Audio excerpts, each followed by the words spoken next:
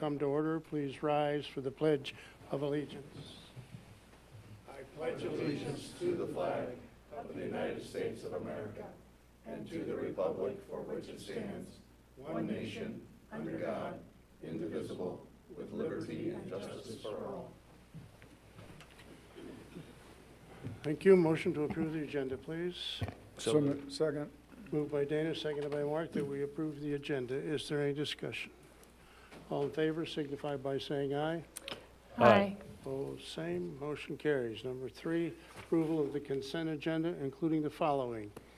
A, approval of the City Council meeting minutes of November 12th, 2025. That's a workshop. And November 17th, 2025. That was a regular meeting. We need approval of the bills and claims, of which you have a copy.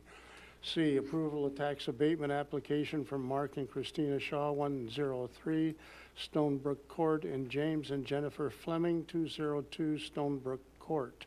D, license and permits, liquor license, Class C retail alcohol license, Lake Pin and Play. Class C retail alcohol license, The Other Place. Those are renewals. Class C retail alcohol license, Reserve, 173 Degree Bar and Grill, and that is new. Motion to approve the consent agenda, please.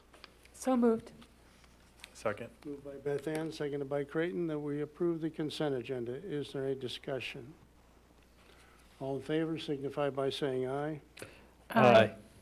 Same. Motion carries. Now is the time and place for anyone in the audience who wishes to address the council on any issue or concern that is not on the agenda. On the agenda, please approach the podium, state your name first and last, and give your address so the clerk can properly enter in the minutes. It's not a discussion time nor a question and answer time, and you have 3 to 5 minutes. None appearing, we'll move on to number 5, unfinished business. 5A, ordinance vacating right-of-way and disposing of city's interests by sale. I'll entertain a motion to approve ordinance number 893 on the third and final reading. This is an ordinance vacating certain undeveloped street right-of-way adjoining 1313 2nd Avenue South and disposing of the city's interest therein by sale to the adjoining property owner. Motion, please. Second. Moved by Mark, seconded by Creighton, that we approve ordinance number 893 on the third and final reading. Is there any discussion? Roll call. Mark. Yes. Creighton. Yes. Beth Ann. Yes. Bennett. Yes. And Dana. Yes. Motion carries 5-0. Ordinance number 893 is duly adopted. We'll go to 6, new business, 6A, Music Experience Center lease with the North Iowa Cultural Center and Museum. Review by Mr. Stephen Deers, our city administrator. Welcome, Steve. Good evening, Mayor and Council. Pleasure to be with you tonight. Tonight we have the public hearing and the review of the lease agreement between the city and the Nickham Board for use of the MEC. And so I thought I'd take a few minutes just to kind of run through this lease, kind of hit on some of the highlights, and then we can see what questions you may have. Basically, what this is an agreement for the purpose of operating and maintaining the MEC and use of for the city benefits for residents and the general public. Basically, this is a 30-year initial term agreement, which then has 5-year renewals that would automatically go into place unless either party chose to end the agreement. But we do have that first base year of 30 years and then 5 years onwards after that. So that's one of the main pieces of the agreement there is that term.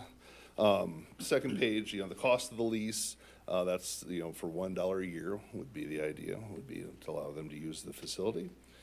Under property, the real estate itself, that's going to be held and owned by the city for the term of the agreement. Acceptance of the final project, that gets into the kind of the construction, the back-end construction pieces of the project.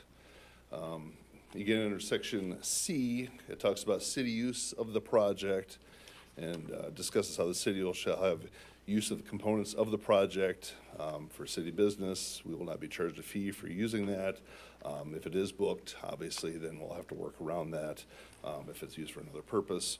But the city does have the right and the ability to use that facility. Under Section D, it talks about NICM's use of the project. They'll be permitted to operate the project as a fee-based immersive experience for facility rentals, food and liquor on-site sales, and fee-based lessons. Section E, restrictions on use. This is an area where we had some discussion on here, and just what would be restrictions on use, and basically, they can't do anything illegal or unethical purpose there as far as operating it. They also cannot provide for the sale of alcoholic beverages for consumption off premise. And that's something we discuss. It could be an issue. It could put us in violation of our tax exempt status. So that's a key piece that we have in there.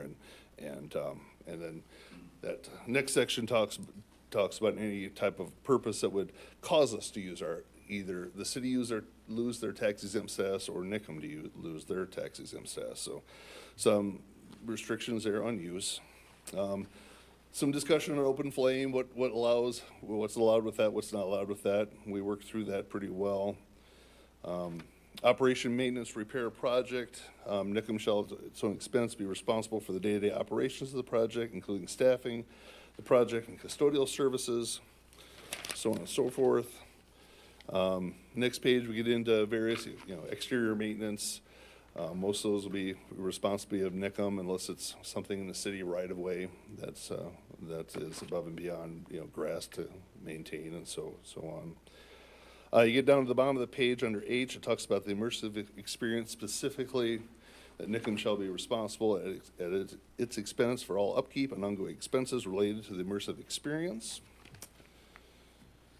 Following page, Section J, under artifacts, that was something specifically that got put in because this is a really unique situation where we have a lot of items that are either mounted on the wall or part of the facility that are historical artifacts. And so some of those can be quite expensive, they're irreplaceable. So we both agreed to create this separate section to really kind of reiterate that that those are the ownership and responsibility of NICM. With those artifacts, and if they do remove something from the wall, and take it down, they don't have to replace with anything else. So that area there kind of addresses that piece. 7, operation, maintenance, repair, capital improvements. Talks about each year, the NICM board shall develop an annual operating and maintenance budget and present that to the city. Under the subsection 2 of the next page, it talks specifically about establishing a reserve fund, and this is something we had some discussion about. Basically, any net revenues left over at the end of the year, that 20% of that be set aside for future capital improvement costs for the facility for the long term. So that's built in there. Subsection 3 just kind of recognizes the hotel motel funding agreement that we have prior to that, so that's recognized in there. Talks about how the city will have a board member on the NICM board, and that right now is Creighton Schmidt, who's sitting on the board. Financial reporting, at the end of each fiscal year, the city will get financial reporting from NICM, from their account, basically, which is made up of their accountants' compiled financial statements. So we'll get reporting on that. Next page under insurance, workers' compensation. Basically, a lot of this is standard language. Both parties will provide workers' compensation for their individual employees. Commercial general liability will be provided by NICM. There's $1 million incident, $2 million per in aggregate, $25,000 deductible. These are all initially established amounts with which our insurance agent, which happens to be the same person, has agreed that that's an adequate amount. We did put in their language that, on any annual basis, we can review that and look to change limits if we feel that's necessary. Property loss. So this is a section here where it talks about the city shall maintain insurance against loss and or damage to the project under policy covering such risks. So the city would look to cover the property loss under the city's policy. Good reason to do this is that we insure a lot of property. We get a good rate on insuring property, so it makes sense to do that with the city. The city's also gonna look to cover that annual premium as well. And this is something that we discussed at some length as far as, there's a tax incentive that we've had that's currently ending for the SURF project, and this kind of ties into being a more cost-effective way to help provide that benefit for both parties for the long term. So that's why we include that piece to be basically, covered, that premium covered by the city. Next page, F, drum shop. Nickham will carry the drum shop insurance for any liability for serving alcoholic beverages. Number 10, casualty loss. So we had a good deal of discussion about this, is what would happen if the building is destroyed. And I think the overall intent would be to rebuild it. And that's how this is supposed to read, is that we would look to do that. But at some point, it might not be productive to do so, and might choose not to do that. So then what happens if the city doesn't rebuild? I know, Nickham would like to be able to do something with that site if possible. And while we can't in the agreement dedicate and say that, if we choose not to rebuild, we're going to sell this or lease this to Nickham, we can't do that at this time. But the language in here is kind of put together to read that our intent would be to work with them on whatever that replacement would be. It may include leasing the property to them and what have you, but it doesn't dedicate us to that. But it certainly is there and designed to, okay, if the city chooses not to move forward with reconstruction, how do we move forward and how do we use that property? So that's the intent there. And lastly, termination of the agreement. There's basically three ways that the agreement can be terminated. A, jointly by both parties agreeing to terminate the agreement. B, by either party for a material breach of any of the items in the agreement. I kind of stipulated some of the prohibitions on use of the facility. And so if some of those things were violated, that would be terms for termination. Section C, 14C is what we spent the most time on, because this is where the city retains the right to terminate with or without cause. And it's something really the city really needs to keep that ability, because you don't know what's going to happen down the line in the future. You anticipate a good long-term relationship with both parties, but you never know. And so, but at the same time, we wanted to make it so it just couldn't be something that could be changed on a whim either. So the way we ultimately worded this was that the city can choose to cancel the lease with or without cause, but they need a supermajority of the council. And for us, that would be 4 of 5. You got to get 4 of 5 to vote to the affirmative to terminate the lease. And then if we are terminating the lease without cause, at no fault to Nickham, we would then be obligated to reimburse them for the property that they ultimately donated to the project to begin with. And so that property consists of 3 different parcels, and that totals about $617,500. So if it's something that we feel strongly about, looking to terminate, and there's no cause, that would be the reason we'd have to reimburse that amount for land donated. So that's where we're at today. We've been working on this for the last 2 months, and it's had a lot of different iterations, but we finally have gotten somewhere, I think, where both sides are generally supportive, and so we'd like to move forward with your consideration. So any initial questions? Council, any questions for Mr. Deers? Well done, Steve. Thank you for Thank you. presenting that. Just to go through the rest of 6A there, shortly here, I'll open up the public hearing for anyone in the audience who wishes to address what Steve has just said, or any of the part that says music experience lease with the North Iowa Cultural Center and Museum, the heading of this particular item. Then we will close the public hearing. Then I'll ask for approval of Resolution 2546,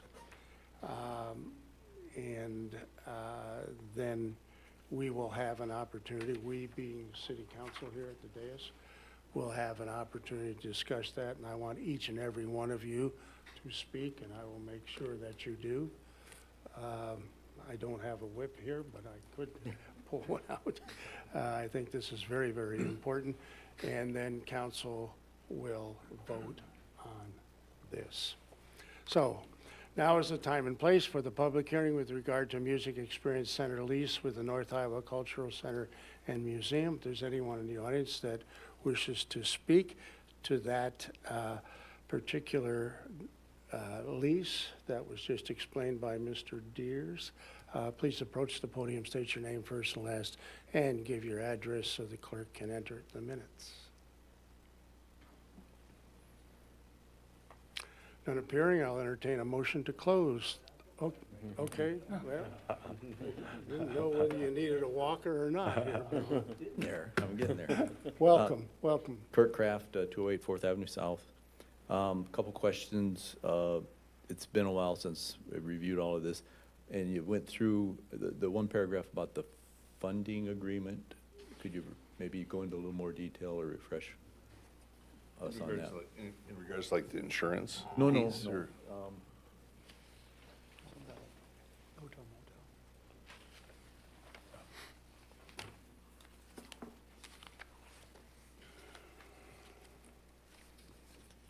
It's a long document. Or Let's see, that it's- hotel motel piece? Yeah, Sure. 7A triple I. Sure. Yeah, so it's my understanding that in the last year, we recently entered into an agreement to help fund NICM's operations by allocating some of our hotel motel tax towards their operation. Okay, do you And know so- at what amount? I do not know exactly what that amount Anybody else remember? is. And I think it's 7.25%. Depending, not a set amount, but it's of all hotel motel within the city or just from the proposed hotel in that area? So American, Best Western, okay. yeah, whatever that would generate. It could be a lot. And that goes toward basically when you determine their profit loss at the end of the year? Their operating incomes from their rentals and their fees, plus the hotel motel, that all is the income pile before we start looking at the costs and expenses to determine if they were profitable or not. Well, I mean, That's separate, right? It's separate from the MEC. Okay. So the hotel motel tax is something that in the past had been given to the NICM board prior to there ever being an MEC. And a Okay. certain number of years past, that was taken away. And then a few months ago, we reinstated that, and that's given to the NICM board, but more so for the surf side, just as it was years ago. Okay. So it wouldn't factor into the MEC Not, okay, profits. so it's and- the whole, yeah, not necessarily MEC. Okay, Correct. So it's not an operating line on the MEC. Right. Okay. Could you explain a little bit more the 617,000 if the lease is terminated? right, so there was 3 pieces of property that were donated to the city in order to construct the mech. And those 3 properties were appraised at a total of $617,500. So that's how that number was derived, and that's, if the city were to terminate that lease without cause, then basically we're saying, we don't want them to run the mech anymore, and so the property they donated to make the mech possible seemed reasonable to. Okay, because I think the common perception in the community is that the city bought the houses that we tore down and donated the property, but you're telling me it was a third party that acquired property and donated it to. Right, to it's Mac. my understanding, the city didn't buy any of those lots there where the mech is sitting. Okay. Okay, we didn't buy that, and it was somebody else entirely, a third party. Correct. Okay. right offhand, does anybody know about what our hotel motel tax take is on any given year currently? The estimate was they would get 50 to 60,000 from hotel tax Okay, based on. thank you. That's all I've got. Thank you. Thanks. Anyone else, anyone else wish to speak?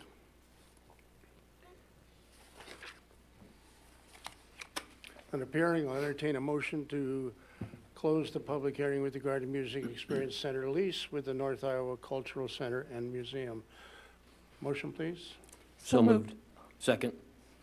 Moved by Beth Ann, second by Dana, that we close the public hearing. Is there any discussion? All in favor signify by saying aye. Aye. Opposed, same. Motion carried. Now I'll entertain a motion to approve Resolution 2546, a resolution approving lease agreement between the City of Clear Lake and the North Iowa Cultural Center and Museum for the lease of the Music Experience Center located at 468 North Shore Drive. Motion, please. So moved. Second? Moved by Mark, seconded by Creighton, that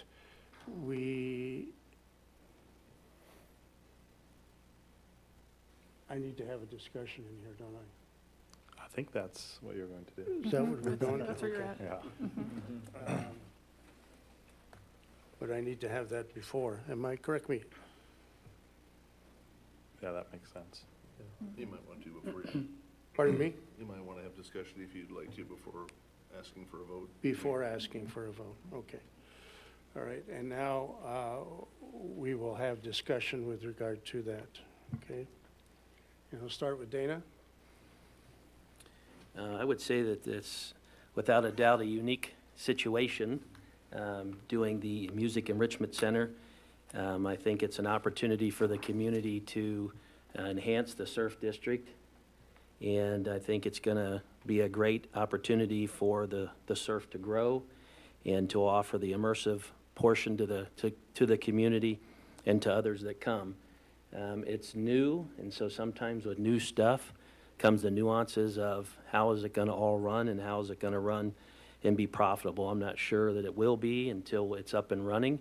Hopefully it'll be like the golf course. When the city bought the golf course, it has been ran very well, and each year they come in, their reserves are up, and things are going well. Central Gardens is another example, and there's a few others.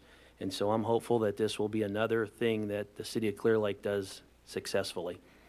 In my heart of hearts, I believe that will happen because there are people that care about Clear Lake so much, and we'll make sure that that thing runs well. I don't know, Mayor, if there's anything else you want me to speak to. But that's fine, that's it. Appreciate it.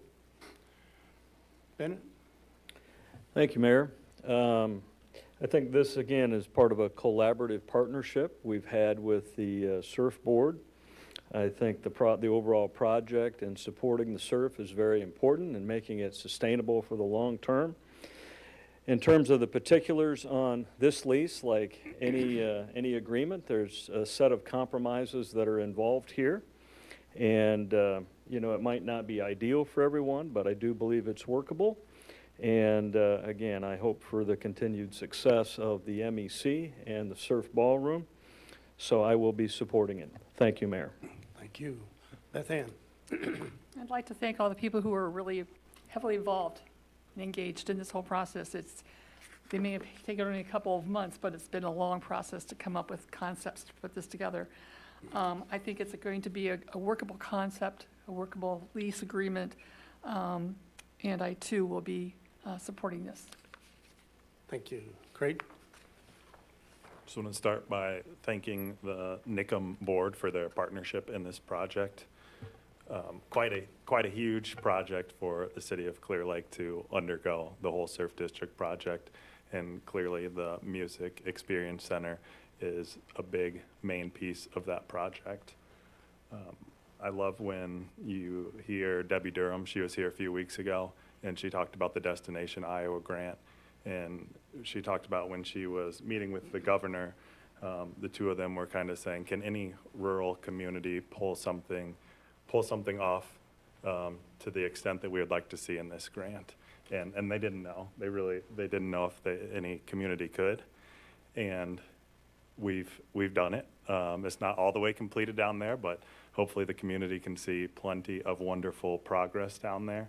And one of the things Debbie said is that we've exceeded her expectations, and we are her favorite destination, Iowa grant project, which is phenomenal, and we couldn't do it without the NICM board and their support. Tons of hours went into this whole project, but so many went into that music experience center, and it's great. I know a lot of people in the community and beyond our community have already gotten to experience the MEC.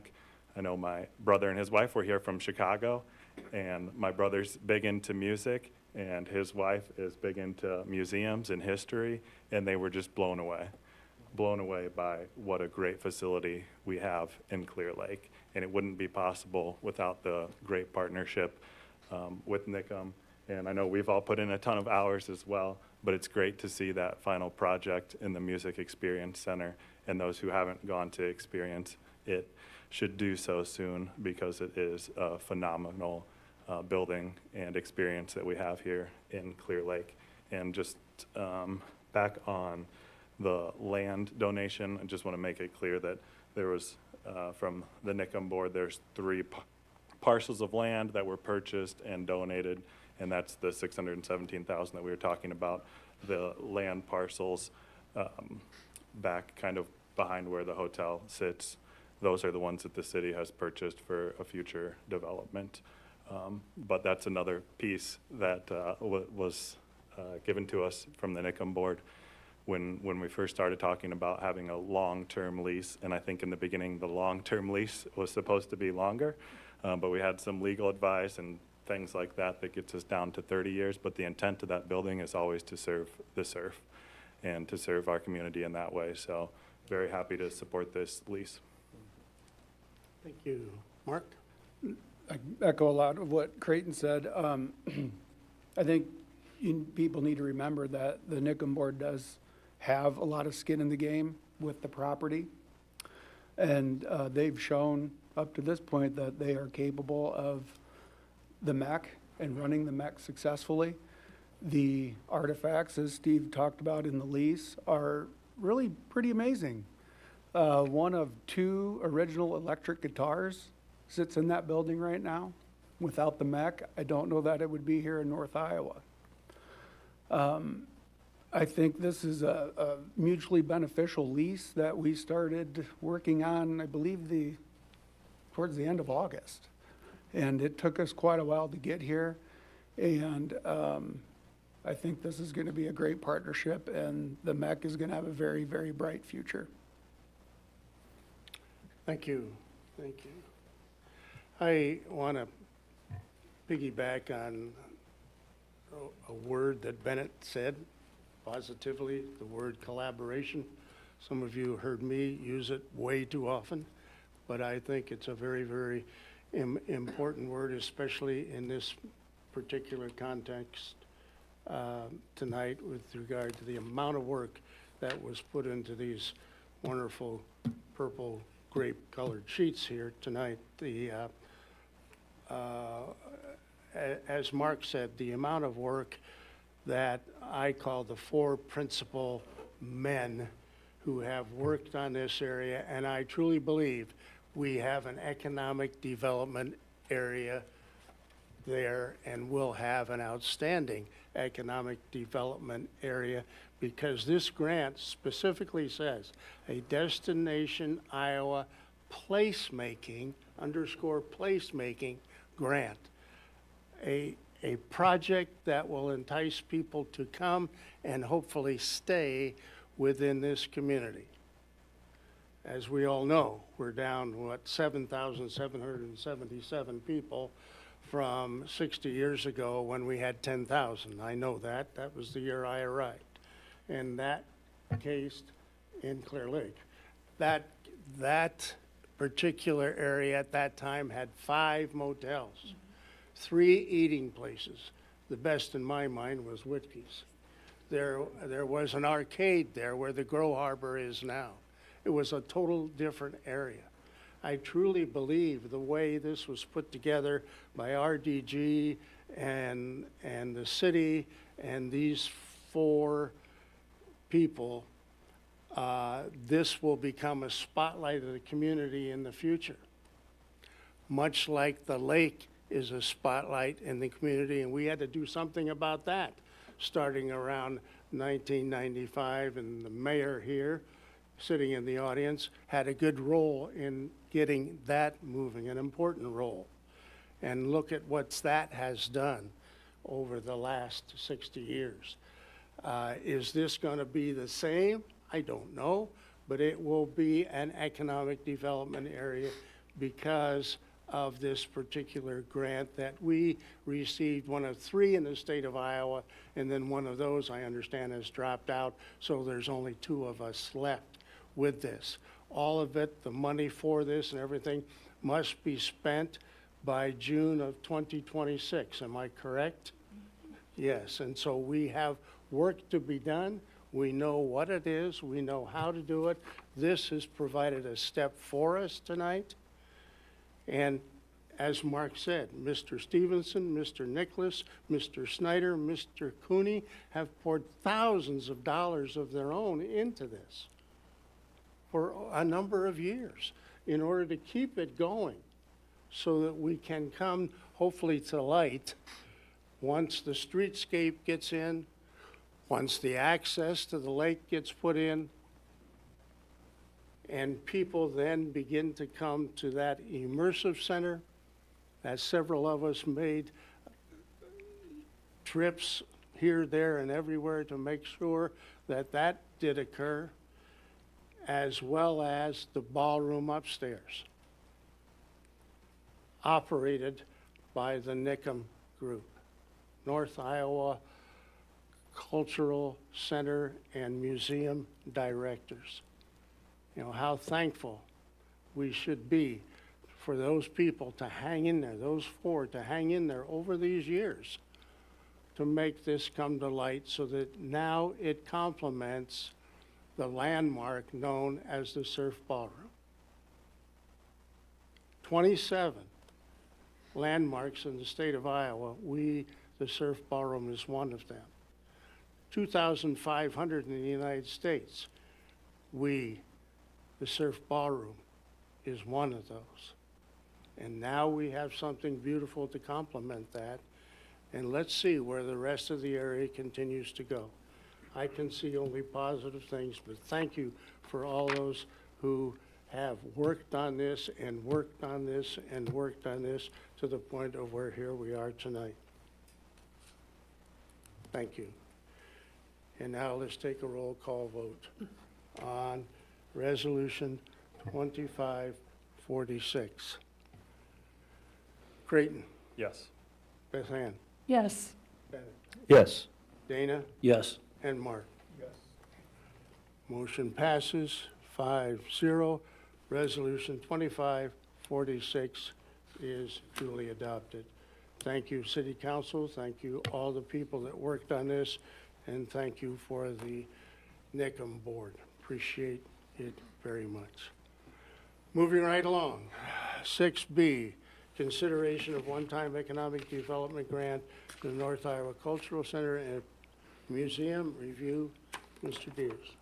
Yes, good evening once again. So just kind of segueing and following into that discussion really kind of leads us into this discussion on this one-time economic development grant, the Nickum Board.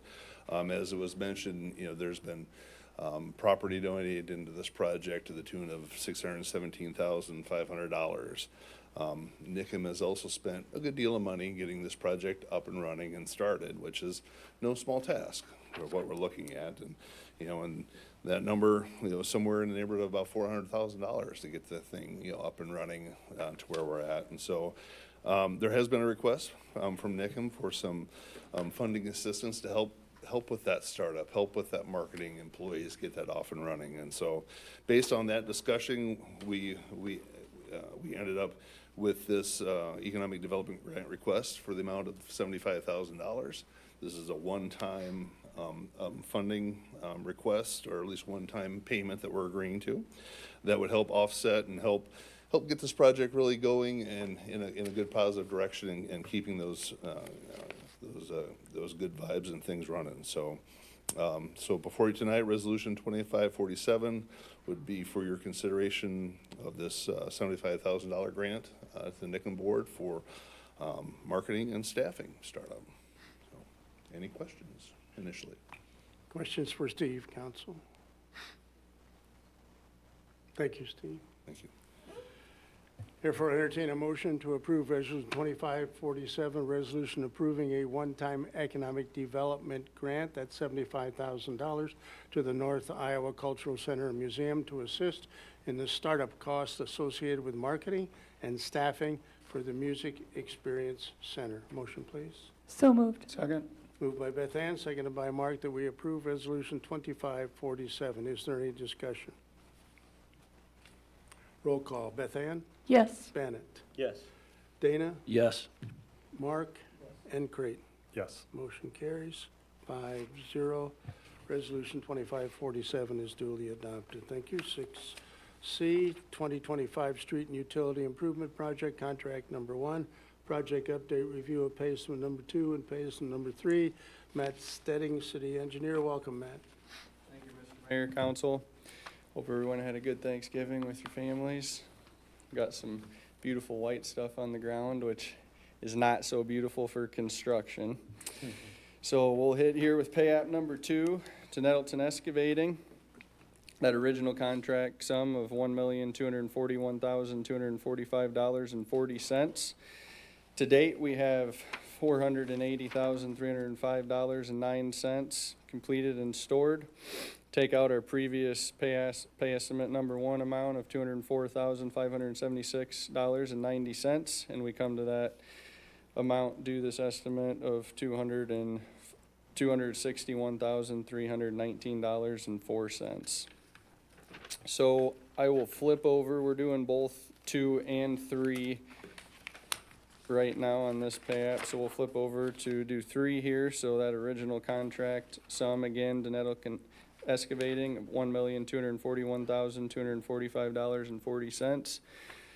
Total completed and stored to date after this estimate number 3 is $738,913.50. Take out our standard 3% retainage, brings us to that $716,746.10. Take out our pay estimate 1 and 2 amounts, gets us to that total amount due of $250,850.16. So, if we look through here a little bit, I'm just going to break some of these items down so that everybody is aware. So we did do some storm sewer work on West 5th Ave North. That's where the park area is. So we've did some intake adjustments, and we brought storm sewer across the park from the north to the south, increasing that capacity, so hopefully we'll improve some drainage in that area there. Some of the bulk amounts on these original pay estimates are from the bulk amount of water that was installed on the project. So to date, after pay app 3, we have roughly 1,900 lineal feet of 8-inch water installed, and that's along 6th Avenue, 17th, and 18th. So we're plugging along there real well. And we have a lot of the services installed, 3/4-inch services back to the residents. So that kind of is where the water's sitting. Not a lot with sanitary sewer to date. We do have quite a significant amount of pavement that is included in these 2 last pay apps. So we have roughly 2,000 square yards of removal on the project, and that we have around between the 6-inch and the 7-inch pavement going back in. We have about 650 square yards of that went back in. That amounts to about almost $90,000 there. And then we have a decent amount, roughly 2,100 lineal feet of 6-inch curb and gutter went back in. So that's another large, almost $100,000 amount that makes up these pay apps. And that has been done along West 6th, 17th, and 18th, as well as a little on 19th, some patching. So that's pretty much where we're sitting on the project. We have all the tie-ins. it's been messy. We've had some rain, we've had some snow. It's not been super ideal conditions here towards the end of the year, but contractors are working very hard. Just be mindful of, we've hardly closed any roads down in that area. We've pretty much kept the flow of traffic in and out of the residences as well as we possibly could. There has been some small closures. Probably the largest closures have been on North Shore Drive just in the past week, and that's where we were doing all of our water tie-ins, and each of them had to go across because our existing water main is on the south side of North Shore Drive. So that was what caused a lot of those closures for this past week. So that is pretty much where we're sitting. I am praying that we get one more warm-up because we got about 5 driveways that I'd like to see get finished. Otherwise, they will need to remain granular through the winter, which is always not ideal for the residents. So hopefully we can get a few of those wrapped up. But one thing we can't control is Mother Nature, so we'll do our best. You guys have any questions for me? Good work on that, though, and what the street openings and closures, I thought, having come down North Shore every day was well done. You know, traffic seemed to flow. Slow, but it seemed to go well. Therefore, council entertain a motion to approve pay estimate number 2 in the amount of $261,319.04 and pay estimate number 3 in the amount of $250,850.16 to Brian Nettleton Excavating. Motion, please. So moved. Second. By Dana, seconded by Mark, that we approve pay estimate number 2 and pay estimate number 3. Is there any discussion? All in favor signify by saying aye. Aye. Opposed, same. Motion carries. 6D, Annual City Financial Report Fiscal Year 2025. Review, Jacob Widman, our Director of Finance and Administrative Services. Welcome, Jacob. Thank you, Mayor and Council. Tonight we'll be going over the annual financial report. This is located in the white sheets in your council packet there. Just the first sheet there is a resolution approving the report. And then the next sheets are the report itself. The report is due to the state of Iowa today. So we're getting it in right underneath the deadline here. But we've had a lot going on the last year, really. And so just using every single minute that we have. There also is a memo that I sent out to you guys that accidentally got left out of the council packet. So I will be going over the memo a little bit, and then I'll be diving into the report too as well. So just a couple of highlights of the report. Total revenues, excluding transfers, were higher than budgeted. We had budgeted 28 million, almost 29 million for revenues, and they came in at 28, sorry, and we budgeted 26,800,000. The expenditures also came in lower than budget.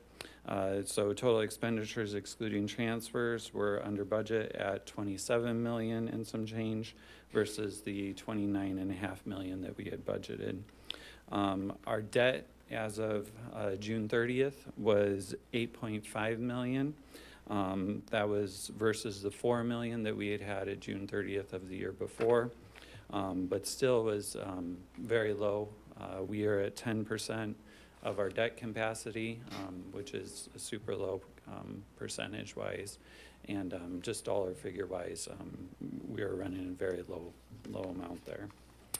The back page then of that memo that I sent out just gives a little bit of comparison of the revenues and expenditures historically. From the AFR report here, and then also the transfers that we've done.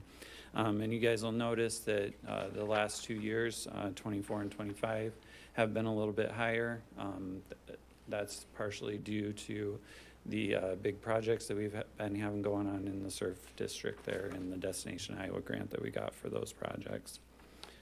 So overall then, the report shows our governmental expenditures exceeded revenues by just over $2 million during the period. Proprietary fund expenditures were actually over revenues by $475,000, and I'll get into that a little bit more when I get in the report.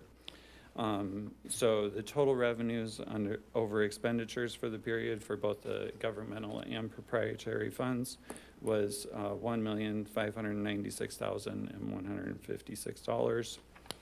The report shows a strong ending fund balance in both the governmental funds and the proprietary funds. So in the report itself, I'll mostly focus on page 1 there. On page 1, underneath the all funds section, you have columns for each of the funds there. So it gives the governmental fund, the proprietary fund, gives you the total for the period, and then it gives you the budget on the far right-hand column there.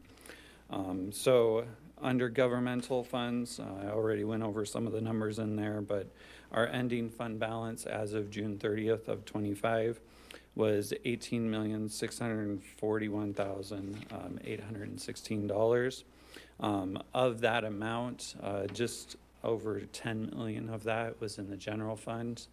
The rest of it was in special revenue funds and the other miscellaneous funds that we have. So that's a very strong balance in those governmental funds. The general fund, I want to say, was 8.5 or 9 million the year before, so we did grow that some over the period. Proprietary funds, we do use governmental fund accounting here, and it's modified accrual. And so proprietary funds, all of the infrastructure and everything is in that fund balance, whereas in the governmental funds, it's not. So that's why you see the proprietary funds having a larger balance. It's less cash and it's more capital that's in that amount. And so that had an ending balance of $26,702,000. So the total combined funds was $45,344,801, which was higher than what we had budgeted. We had budgeted anticipating that we were going to use some of the fund balances up on the different projects that we had going on.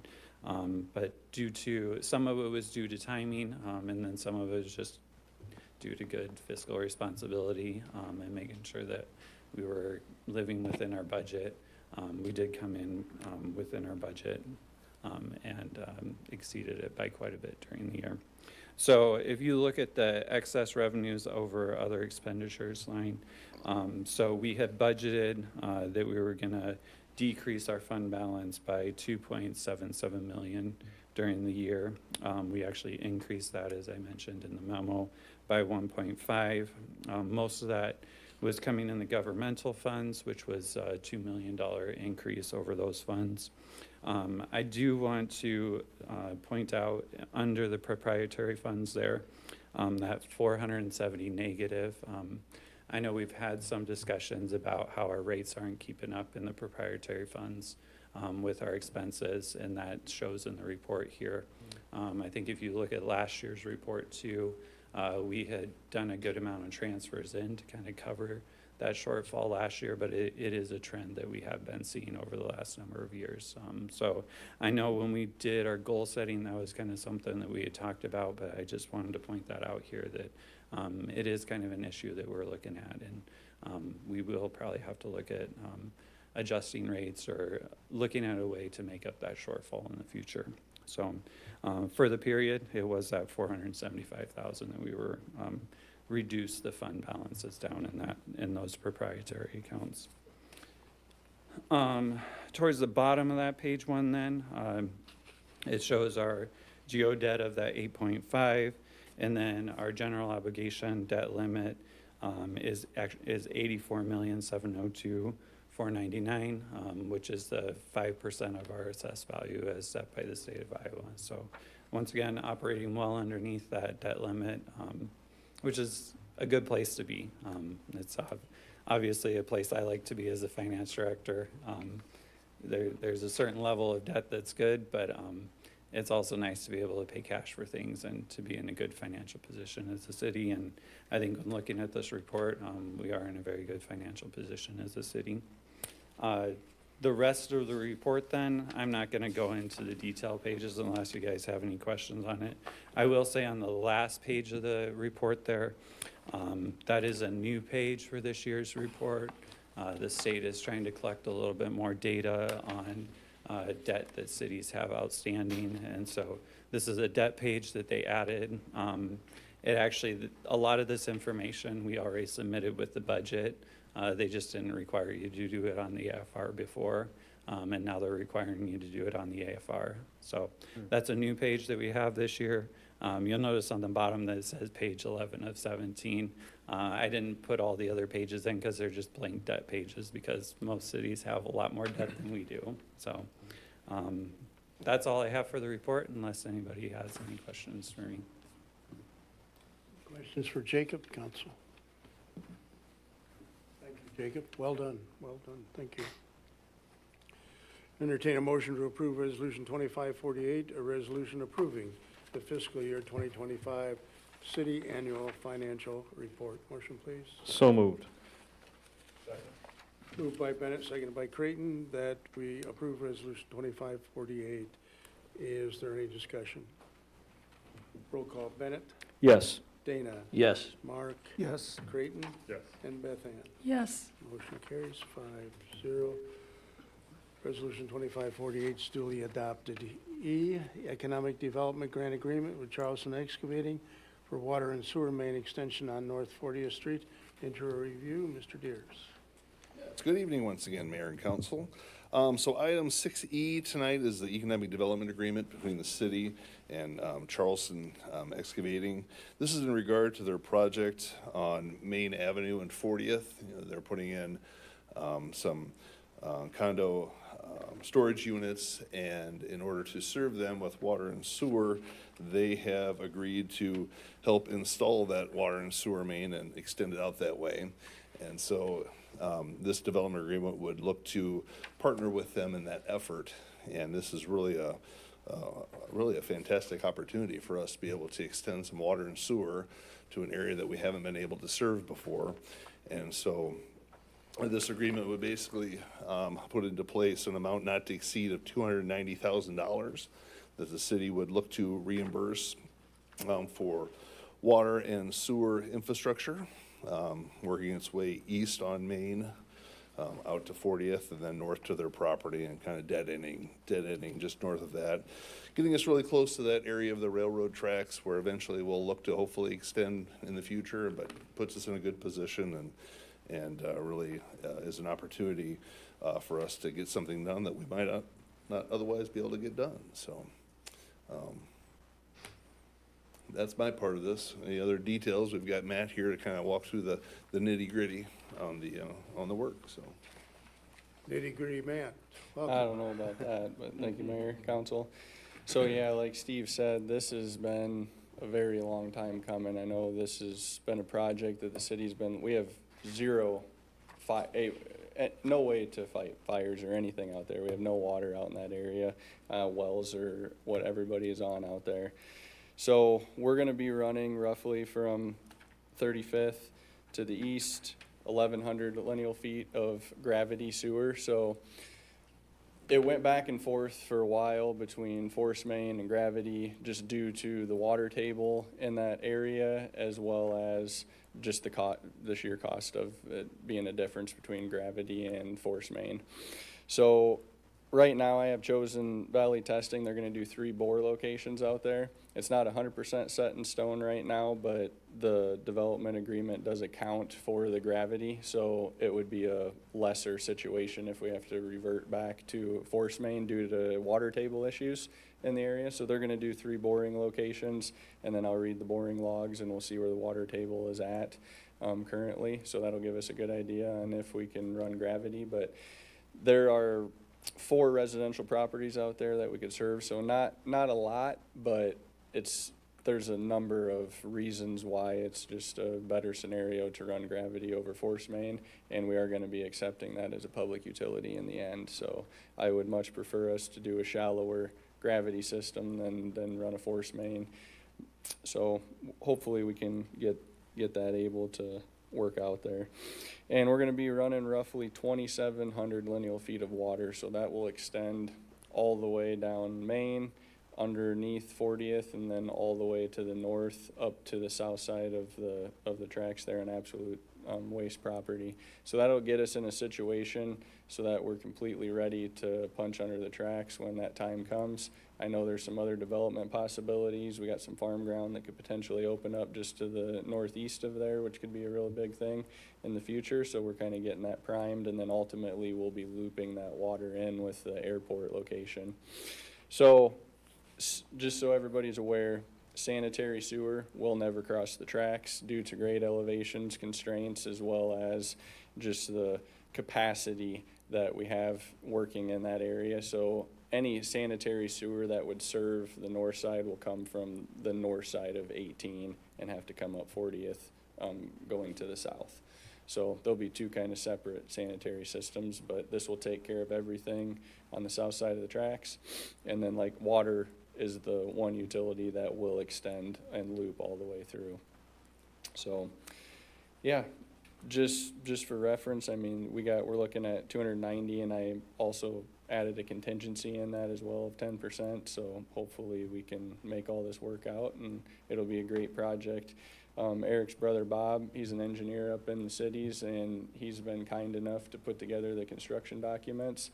So, and then I will be doing the construction administration on this project.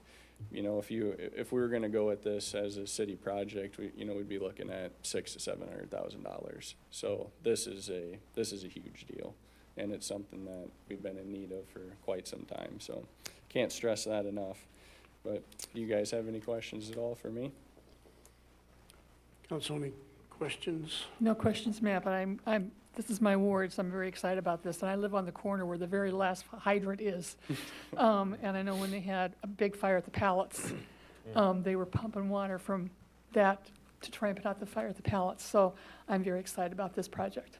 Thank you. Yep, you're welcome. Thank you, Matt. I'll entertain a motion to approve Resolution 2549, a resolution authorizing economic development grant not to exceed $290,000 to Charleston Excavating. Motion, please. So moved. Second. Moved by Dana, seconded by Beth Ann, that we approve Resolution 2549. Is there any discussion? Roll call. Mark? Yes. Creighton? Yes. Beth Ann? Yes. Bennett? Yes. And Dana? Yes. Motion carries 5-0. 2549 is duly adopted. Chief, welcome, Mike. Evening, Mayor and Council. Welcome to the last month of the year. Hope you all had a good Thanksgiving. I got a couple things to bring you up to date since our last meeting in November. The 18th, the very following next morning, since we met here, we had one of our 4 department-wide meetings that we do in trainings in the council chambers here. Everybody was present, was able to be here from the department. We had a couple different topics that we covered. And Mr. Deers was able to come in and meet the department and give a little meet and greet from everybody here, so that was kind of a good event. We had we had a regulatory body come up from Des Moines, speak about cannabis regulations in Iowa. We had a representative from MOCIC, which is a intelligence gathering organization we're part of that basically takes investigations we have here in Clear Lake, across Iowa, across the whole Midwest region, and they help us to gather information on that. So it's a huge resource for us that we don't have to spend time and research all the different facts of criminal activity that may go across jurisdictional boundaries outside of the state too. So that's a great resource. They came in, presented on that. We had a department meeting. We went through our new department K-9, just some policies and practices and procedures on that.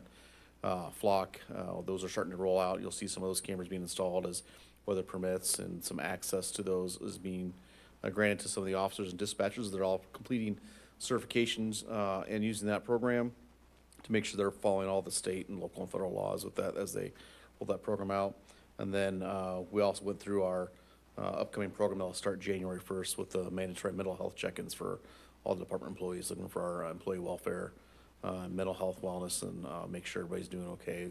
A lot of things they see and go through in public safety, and we would just make sure we're giving them the tools to deal with some of those stressors.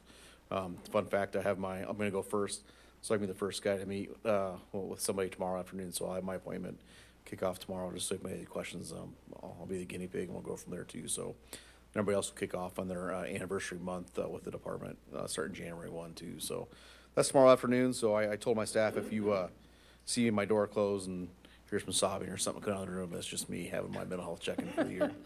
No, I expect it'll be great. And then that Friday after we met last time, we got to travel up there. I got to travel up to St. Paul and attend Captain Hines' graduation from SPSC with his wife, Casey. It was a great event. He was one of 25 graduates that went there from Iowa and Minnesota. It's 10 weeks of very intensive, very academic, and work for upcoming police leaders. And so I just wanted to thank you all for making some appropriations in the budget there to afford that for him to go. It would have been an opportunity hard to pass up with only 2 hours away from here. Some people are out to Evanston, Indiana, or Illinois for the campus there to attend, and that just gets very cost prohibitive. So having it close and be able to travel to that, it was a great thing too. And so I think you'll see great things out of that training for Captain Hines as he continues to grow in his position. And I just want to thank you for putting the resources there for the department's training too. So as you know, I've spoke about a lot. Training is a pillar that we stand on here. I think that's the only way we're going to get to where we want to go moving forward daily, and our training there too. So that is really about it that I had on my list to talk about here. Well, last thing I guess to wrote down is we had the snow event over the weekend. We identified just about 50 snow ordinance violations that we addressed, some through warnings, some through citations throughout the weekend. And so I'm sure Jerry might talk about it too, but those that can abide by this ordinance, it makes it a lot easier for us to deal with and then for them to deal with, to get the streets clean curb to curb and keep the public safety at where we expect it to be, having nice, clear, clean streets to travel on too. So typically we see a high peak at the beginning of the first snowstorm, and it drops down as people start to remember and learn. But having the biggest snowstorm, the biggest snowfall hopefully we see of the year, we probably had a little bit higher than normal too. So I'll let Jeremy talk to the snow removal operations, his turn, but I don't have anything else unless you guys have any questions. What about parking for upcoming, what do we have, Christmas by the Lake? Coming up this weekend, I think we're set. Thursday we have the, what's the 5K? Lights on 5K, which goes out 10th Avenue North, put on by One Vision. We'll be out there helping with that. It's kind of a neat event. If you haven't been up there, just go and watch everybody with all their lights and stuff on, and we'll be at the intersection of 8th and 10th Avenue North, escort runners across that, and then Christmas by the Lake on Saturday.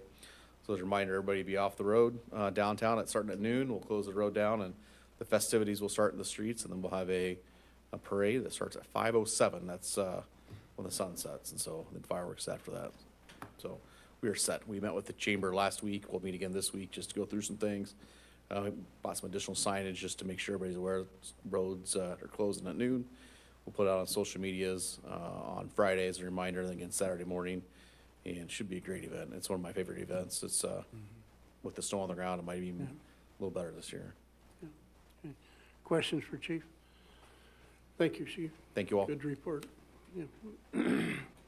City Engineer, Jeremy? Yeah.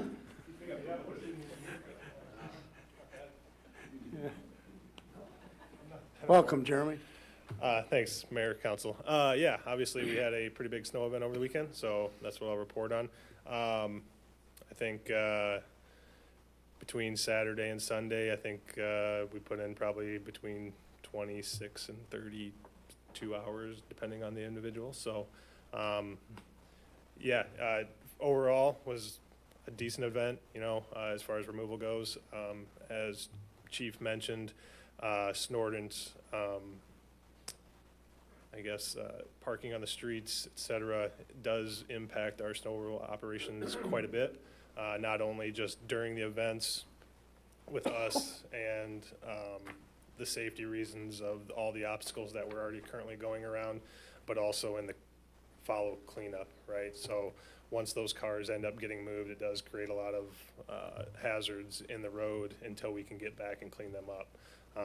Sometimes those cars move, we don't find out about it for a day or so, and there's a big pile of snow pretty much sitting in the middle of the road that somebody could hit. So obviously we spent all all day today out again, cleaning roads, cleaning up those instances of snow in the road as best we could.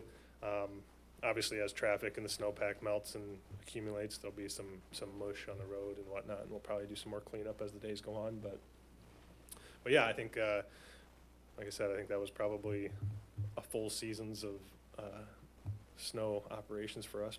Last year was pretty light, so I'm already sick of winter, so compared to last year.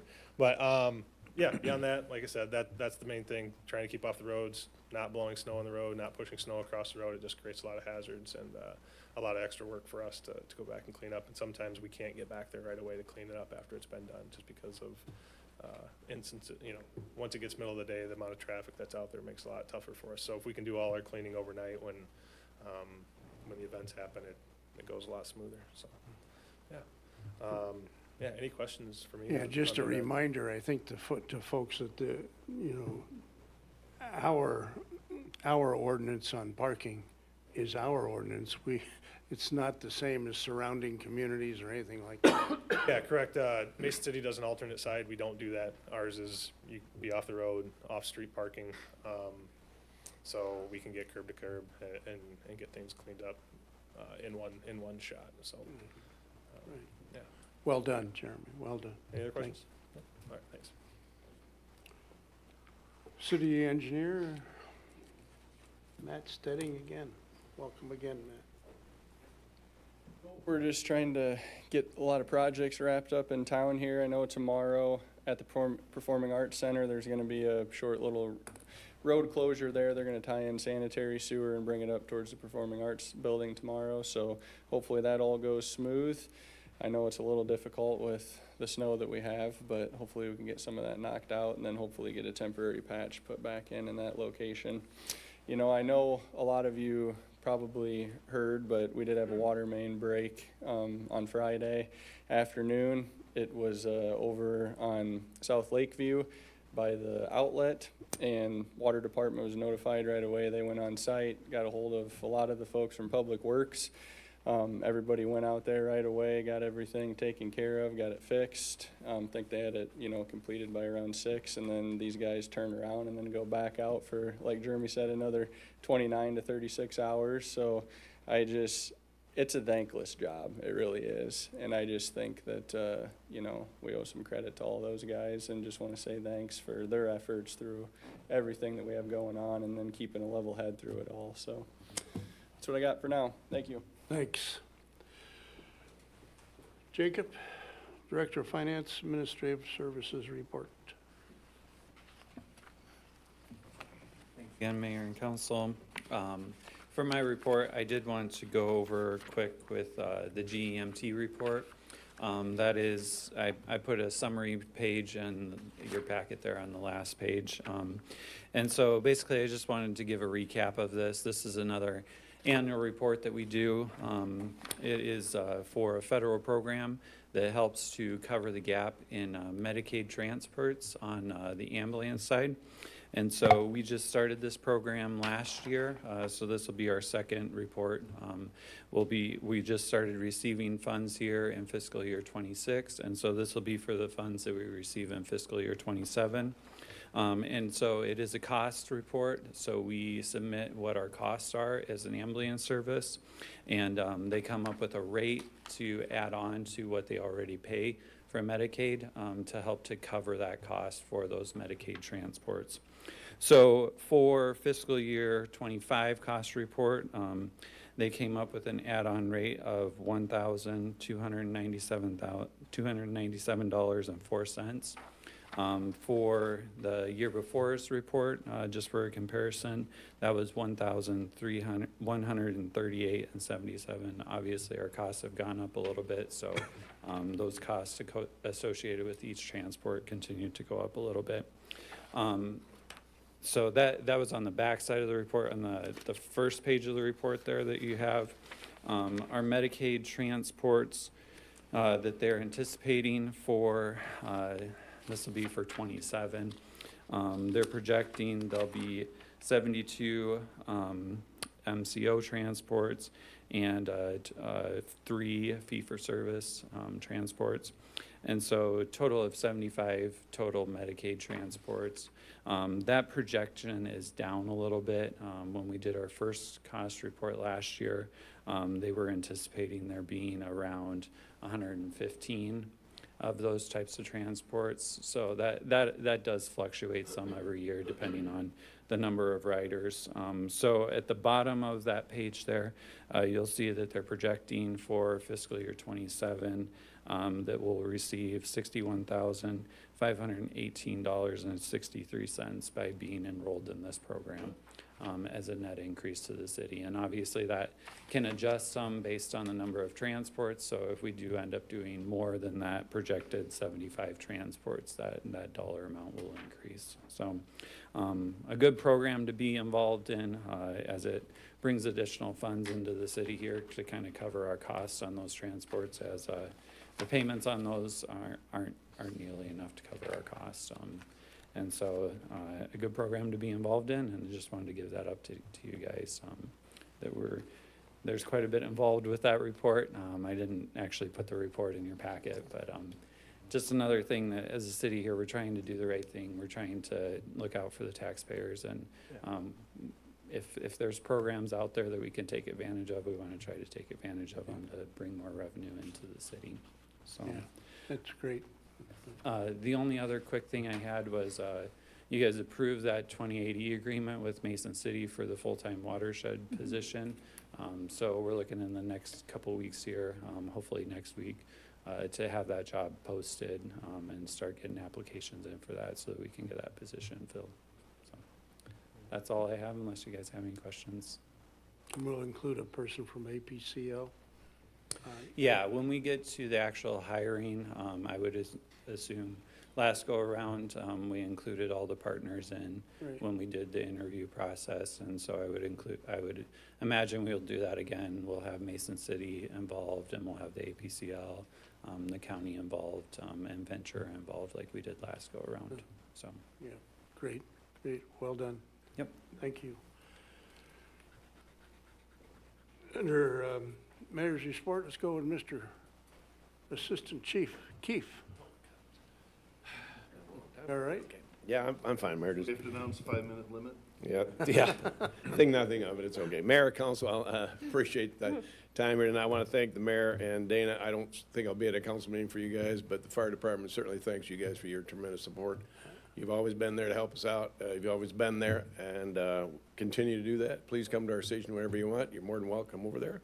If you want to come Thursday night for oyster stew, you're more than welcome with that, and chili, you're more than welcome to come. Please do so. If you get a fire call, just call us. We'll probably glad to come to that too. Again, this month we had last month we had 120 calls. That's down considerably because in October we had 160, I think it was. So we were down quite a bit in November to 120 calls. A little more manageable, but again, the guys are working hard every day. Going out there, and this weather isn't going to help them as far as getting out, but we have a tremendous staff, and I want to congratulate those guys on the job that they do. Again, we had some great in-house training this month. Last month, we had some training on firefighter safety. One of the things we always worry about, we get to a fire call, someone gets trapped inside that building, one of our firefighters, and one of the ways we do that to get out is we put ladders up at every structure fire we can. 2-story especially, we put ladders up, 3 or 4 of them up in that house. If something happens, the guys can get out, and some of our guys are learning how to bail out of a house fire on a ladder going head first. Isn't a lot of fun, but if you don't know how to do it, you get caught, it could be a problem for you. So we had some guys learning that in our hose tower, trying to stick their head out and then go head first and try and get down. We had safety lines on them so nobody got hurt. We did some preparing for some winter firefighting operations as well, especially off firefighter safety too. We did a smoke drill where we had to go in and rescue a firefighter if they were down inside the building, you know, what they're supposed to do, the procedures they're supposed to do, get that done, multiple situations, and it was really good training for that.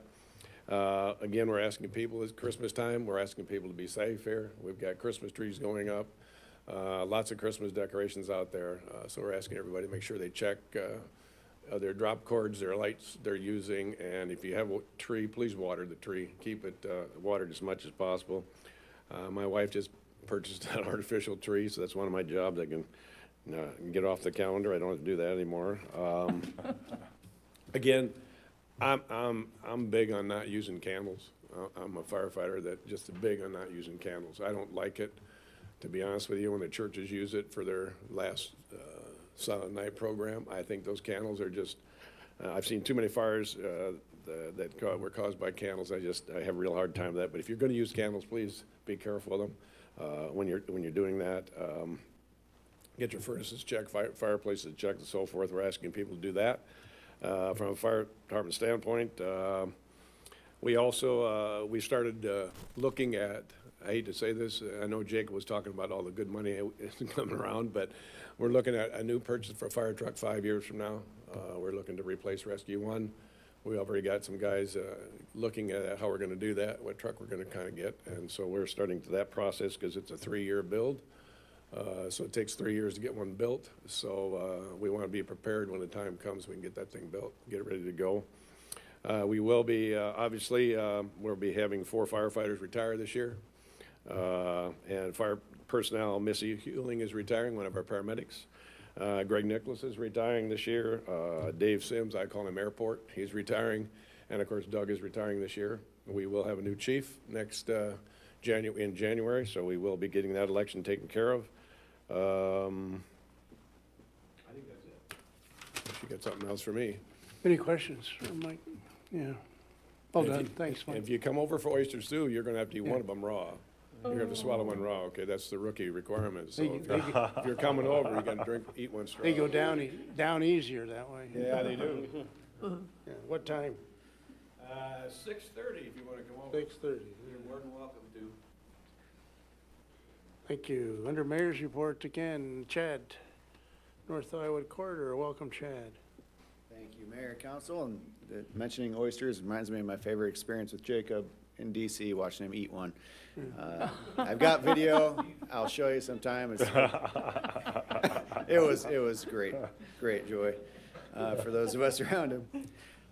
I turned it down. I cannot eat that myself. I did get my Christmas tree from Fisher Trees on Friday, as our family tradition every year. You got to go with the real one. I can't believe your wife went artificial on me.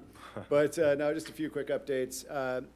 Matt mentioned the properties to the north of the railroad tracks where they're putting in the water and sewer, and we've been having some conversations with the property owner up there of that field the last couple of years. Well, I guess the first contact was probably a few years ago, but they have been very interested in potentially looking at that for development opportunities. So that's been one of their big questions. I appreciate Matt sharing some information with those guys as well. And so good opportunity area, probably 50 developable acres up in that area that could have a lot of potential for the right thing. I know some things with the distillery up that way as well. So a lot of potential. So I'm glad to see that moving forward. Also, Steve and I have a meeting this week with a local business that's considering a downtown business building for potential purchase. So we're going to be discussing that, see what the opportunities might be on that. We also had a good meeting this afternoon with some housing developers that are interested in the Emerald Edge area for potential apartment, townhome type development. So just looking at opportunity with those guys as well, very large developer. And then finally, last week, had a good visit. We do our regular business visits throughout the year. We met with Titan Pro last week and just had a really good, positive visit. They have some good opportunity for continued growth over there. Discussed a few things. I'll have some questions to throw at Matt about some zoning things they asked about. But all in all, things are going really well over there. They appreciate the city's partnership. That they've been there almost 14, 15 years now, and have continued to grow and be very successful. So it's cool to see that continue, and we appreciate the partnership we have with those guys. That's it for big updates for now, unless you have any questions on me. So Titan Pro's expanding, is that? Well, they've growing as a company and have some potential for some new growth within, whether they do new building or any of that. They've got some opportunities. They need more storage space. They need some more, they've got some more partnership opportunities. Actually, a business that they team up with or work with could have a good excuse to relocate or have some operations here to be closer to them. So we're looking at some opportunities for those guys. But continue to do really well. They own that field to the north of them across. They do, and I can't remember how far south their property goes, but they've got room on site if they'd need to. Yeah. They own the former Larson building. They're in there as well, and So they've kind of spread out quite a Yeah. bit, but they're looking at potential for more, Yeah. possibly. Yeah, that's neat. Yes. Thanks, Chad. Just a couple of things. Don't forget Christmas by the Lake this weekend. I'm not sure what all the times are with that, but Starts at noon. noon. 5:07. Okay. Fireworks immediately follow. And the Friday night Christmas tree lighting. Not 6:49. I think it's around 5 as well. I'm not, 5 or 5:30, I recall. Okay. All right. All right. Sounds good. Mr. Deers? Yeah, just a couple things tonight. So, next council meeting, we'll be looking, the goal setting that we just recently completed, we'll be looking to officially approve that and get that on the agenda for getting that done. Also, the next meeting, we'll be meeting with the folks from the Clear Lake Youth Athletic League. So, as we discussed, the city is taking over that league, and so we're going to be meeting with Randy and some of the partners with that, and kind of recognizing them and thanking them for their efforts over the years, and really kind of launching that transition into that being a city-operated league. So, looking forward to that. Chad touched on it briefly there, but thriving communities, a lot going on with that whole discussion on housing and developments, and one of the first housing tax credit applications is coming due here at the end of March in the not too distant future. So be looking forward to discussions. You'll have private members from the thriving community, including Shelley and other folks, reaching out to you to talk about different housing opportunities that we're looking at and get your feedback. Because as we reach the end of the calendar year here, we're going to have some inclination of what we want to do, what we're looking for, how we want to partner, so that groups that are looking to apply and do a housing tax credit application can move forward and do that, because that's no small effort for these developers. That's about $100,000 cost to them to make an application. So you'll be hearing from some folks from the Thriving Communities group here over the next few days to talk further about that. I guess I just want to thank Jeremy and the Public Works and Water Department, all the crew this weekend. I mean, yeah, talk about hitting the ground running with a big snowstorm. That was no small storm, and from everything I saw, everybody did a great job. You know, you get a couple complaints here or there, but I think we had more compliments than we did complaints, honestly, and that says a lot. So thank you to everybody involved with that. And the last thing I'll report on, this is the first time I've ever reported on anything like this, but I guess the ice is in. So take that for what it's worth. Thank you. Don't forget, last Saturday was a tough time for shopkeepers downtown before Christmas. A Saturday basically was a snow event, obviously, and so everybody get out, shop downtown. Retail stores really need your business, and critical. Last Saturday, usually, what do we call that? Black Friday to Small Business Small Saturday. business. yeah, Saturday. that took a pretty big hit with Mr. Snowman. So help out those people downtown. Anything